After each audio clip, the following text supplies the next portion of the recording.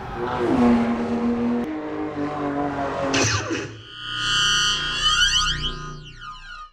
everybody and welcome back to Jerfish SimRacing. We're at the Nürburgring watching a car go into the gravel right there. But in any case, this is in a Porsche Cayman GT4 on Gran Turismo Sport and Nürburgring GP. Rocking the lobster pants because that just gives me power, I guess. The overall race went pretty well. Ended up with a top 5 finish. I want to show a few highlights. So first corner, as is usually the case, people are kind of bunched up enough and you can have some action coming around. I wasn't able to take the line that I wanted because of the car on the inside, which I was able to still pass, though, on the outside of that corner while trying to avoid Adam Brain here, who was playing in the gravel a little bit and coming back onto the track. Had a little bit of a run there. I had to let off so I was not come into him. What followed was a fair amount of follow the leader, mistakes on both ends. But I'm going to fast forward here to where I I had a decent run on him coming around the corners. He got into that side bar there a little bit too much, and I think it slowed down his momentum.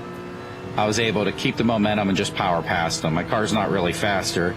I just had a little bit of extra momentum going into that straightaway, which helped me carry the corner and come through the chicane there. Fast forwarding a little bit further here.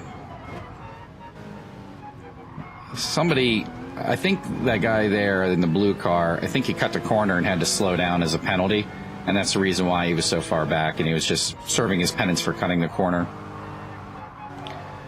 What followed then was following another red car for a while and just getting some good runs and then losing ground until came up on this series of turns here on the final lap.